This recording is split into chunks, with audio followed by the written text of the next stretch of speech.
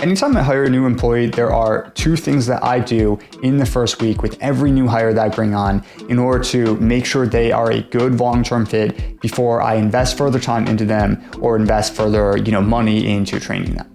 And in this video, I'm going to break down what those two things are. This has saved me an enormous amount of time in my companies over the last few years, and it can do the same for you as well. So let's dive into this. First week on the job for everyone I hire, one of the first things that I always aim to do is I like to kind of throw them into the fire. I never like to hire people when it's like a, kind of smooth sailing, chill sort of season in the business. I like to bring people on during a week when things are just going totally nuts, when it's, everything's all over the place, we're launching multiple funnels and we're just doing a million different things at one time. I want to bring them in a busy period. The reason for that is because I want to see a couple things. A, like how do they manage pressure? How do they manage having tight deadlines on them, having a bunch of shit thrown on their plate all at one time?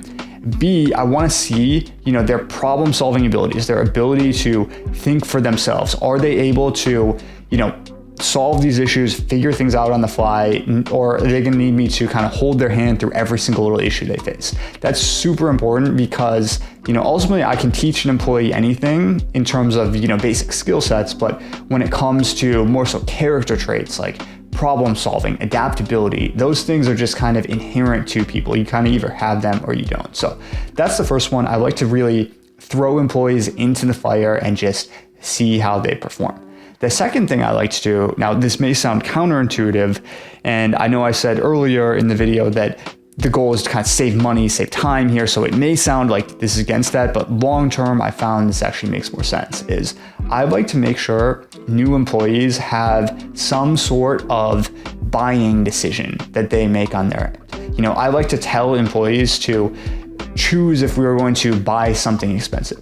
For example, back in a company I used to work for, I actually got these two things from a $50 million a year company that I worked at for a little while, a couple years back, but I had to make a buying decision on, I believe it was a $35,000 software in my very first week on the role, for some like email warming software or something like that. So I was basically just told like, hey, evaluate the software, tell me if we should buy it or not, and then the result, you kind of own it, kind of just is on you if it's good or bad.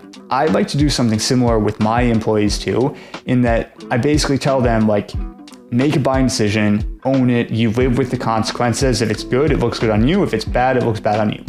Mainly because I want to see how they make decisions. It's someone's ability to make decisions is super important. And the best way for me to evaluate that is when there's a lot of money on the line and also their own, reputation is on the line too. So this works well for me, these two things. I've learned a lot about hiring and managing people by doing these two things. So highly recommend giving those a try. If you do, feel free to drop a comment.